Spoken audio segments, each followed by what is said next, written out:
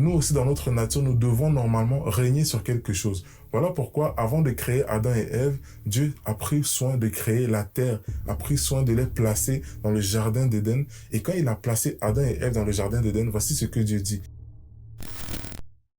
Bon, action. Salut toi, j'espère que tu te portes bien. Si tu as cliqué sur cette vidéo, c'est certainement parce que tu es chrétien ou peut-être que tu es en voie de devenir chrétien, ce qui est une bonne chose. Tu sais, beaucoup de chrétiens aujourd'hui ne vivent pas la vie que Dieu a prévue pour eux. Ils sont découragés, ils sont tristes, ils sont dans toutes sortes de problèmes. Souvent pour une seule et bonne raison, c'est qu'ils ne connaissent pas leur identité en Christ. Tu sais, quand on devient chrétien, il y a plusieurs choses qui changent dans notre vie. Mais la chose la plus fondamentale, c'est notre identité et c'est ce que nous allons voir aujourd'hui. Alors aujourd'hui, on va voir ensemble 4 identités que tu obtiens quand tu deviens chrétien. Tu es prêt? C'est parti. Alors, la toute première identité qu'on obtient lorsque nous devenons chrétiens, c'est le statut d'enfant de Dieu. Et cette identité-là, en fait, c'est le plus fondamental. Il est dit dans Jean 1, verset 12 que « Mais à tous ceux qui l'ont reçu, et à ceux qui croient en son nom, donc le nom de Jésus, elle a donné le pouvoir de devenir des enfants de Dieu. » Donc en fait, Dieu a fait de nous ses enfants lorsque nous avons accepté Jésus dans notre cœur. J'aimerais là m'adresser à quelqu'un qui n'a pas de père aujourd'hui. Peut-être que ton père t'a abandonné, tu t'es fait rejeter par ton père, ou peut-être que ton père est décédé. J'aimerais te dire que tu n'es pas seul.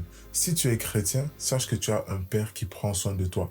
Et ce père-là, c'est Dieu. Imagine-toi à quel point Dieu, dans son immense grandeur, il nous aime tellement qu'il a décidé de faire de nous ses propres enfants. Alors si tu t'es fait rejeter par ton père, ou si ton père n'est plus dans ta vie aujourd'hui, sache que en tant qu'enfant de Dieu, tu as un père, c'est-à-dire Dieu qui prend soin de toi aujourd'hui. Et le titre de père, en fait, ce n'est pas juste un titre en réalité, mais c'est une responsabilité. Être père, c'est être responsable de quelqu'un, d'un enfant. Alors tu dois comprendre qu'en tant qu'enfant de Dieu, Dieu a décidé d'être responsable de toi. Mais tu dois aussi comprendre que être un enfant, ce n'est pas seulement un titre, mais c'est aussi une forme de responsabilité. Un enfant, c'est quelqu'un qui veut faire plaisir à ses parents. Un enfant, c'est quelqu'un qui veut faire plaisir à son père. Un enfant, c'est quelqu'un qui veut se comporter comme son père, qui veut être comme son père. Voilà pourquoi la Bible nous dit qu'en tant qu'enfant de Dieu, nous devons nous comporter comme Jésus en fait se comportait sur cette terre. Nous devons marcher comme lui. La Bible dit que Jésus est notre modèle et qu'on doit l'imiter en toutes choses. Et c'est tout à fait naturel parce qu'un enfant, ce qu'il fait normalement, c'est qu'il imite ce qu'il voit son père faire. Tout comme Jésus, quand il était sur terre, il a dit « Les œuvres que je fais, je les fais parce que je vois mon père le faire, alors je le fais aussi. » De la même manière, nous aussi, en tant qu'enfants de Dieu, on doit faire les œuvres qu'on a vu Jésus faire aussi. Je ne sais pas si tu comprends.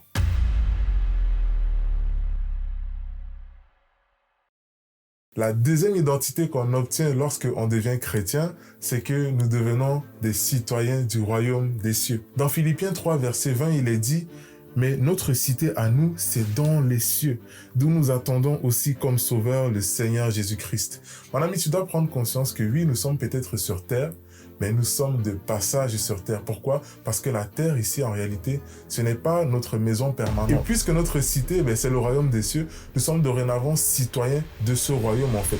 Nous ne sommes plus simplement des citoyens sur cette terre, ou peu importe le pays dans lequel tu te trouves, par exemple, au Canada, quelqu'un peut être citoyen canadien. Non, même si tu es citoyen canadien, quand tu es enfant de Dieu, tu es automatiquement citoyen du royaume des cieux. Et ça aussi, ça nécessite en fait que tu dois respecter certains standards parce que tu as une nouvelle identité. Justement, il est dit dans Colossiens 3, verset 2 que « Affectionnez-vous aux choses d'en haut et non de celles qui sont sur la terre. » Ça veut dire qu'étant donné que tu n'es plus simplement un citoyen du pays dans lequel tu te trouves sur cette terre, mais que dorénavant, en tant que chrétien, tu es citoyen du royaume des cieux, tu dois affectionner les choses d'en haut. Les choses d'en haut, c'est quoi? C'est tout ce qui concerne le royaume de Dieu. Voilà pourquoi Jésus est en mesure de dire « Recherchez d'abord le royaume des cieux et sa justice et tout ce que les hommes recherchent sur cette terre, l'argent, qu'est-ce qu'ils vont manger, comment est-ce qu'ils vont s'habiller, toutes ces choses-là vont vous être données. Affectionner les choses d'en haut va produire en toi plusieurs choses. Premièrement, ça va produire en toi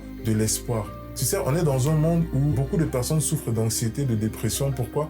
Parce qu'il n'y a plus, on dirait qu'il n'y a plus d'espoir. On dirait que tout va mal, rien ne fonctionne, la vie est dure, le quotidien est difficile et en tant qu'enfant de Dieu, tu dois comprendre que ta réalité, en fait, ne dépend pas de ce qu'il y a sur cette terre. Deuxièmement, ça va produire de la joie surnaturelle. Pourquoi? Parce que tu sais que, en fait, ta vie ne va pas seulement se limiter aux choses sur cette terre. Ta vie ne va pas seulement se limiter aux maladies, au manque, à la dépression, au travail, comme tu le fais au quotidien et que tu n'aimes pas. Mais quand tu t'affectionnes des choses d'en haut, tu dois comprendre que Jésus, il a dit dans l'Apocalypse que quoi? Qu'il n'y aura plus ni pleurs, ni cris, ni douleur. La mort, il n'y en aura plus. Il n'y aura que de la joie surnaturelle. Et en fait, ça va produire en toi, comme je l'ai mentionné tout à l'heure, de l'espoir, mais ça va aussi produire une joie surnaturelle qui va t'aider justement aussi à persévérer. Parce que Jésus, il a dit, seuls ceux qui persévéreront jusqu'à la fin seront sauvés. Donc, si tu es chrétien, sache que dorénavant, tu es citoyen du royaume des cieux. Et comme je l'ai mentionné, ça nécessite aussi que tu puisses marcher avec un certain standard.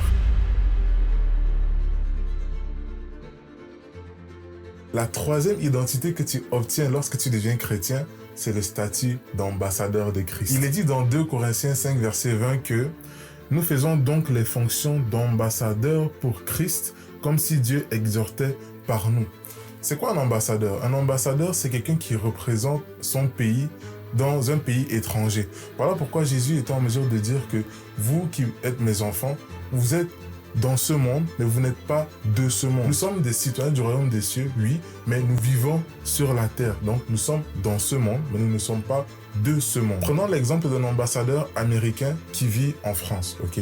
Il représente tout un gouvernement. Il représente le gouvernement des États-Unis, mais en France. Et ce qui se passe avec lui est très particulier. Si vous allez devant une ambassade d'un pays, notamment l'ambassade américaine en France, vous allez observer que il y a des militaires qui sont devant l'ambassade. Et ces militaires-là ne sont pas des militaires français, mais ce sont des militaires américains. Et ces militaires-là sont là pour assurer la sécurité de qui? La sécurité de l'ambassadeur. De la même manière, étant donné que nous sommes des ambassadeurs de Christ sur la terre, notre gouvernement qui est le royaume des cieux a l'obligation et la responsabilité de prendre soin de notre sécurité. Voilà pourquoi la Bible est en mesure de dire que les anges de l'Éternel campent autour des justes. Les justes, c'est qui? C'est toi qui es chrétien, qui es enfant de Dieu, qui es citoyen du royaume des cieux, ou encore qui est ambassadeur de Christ. Les anges de l'Éternel sont là, pourquoi? Pour te protéger.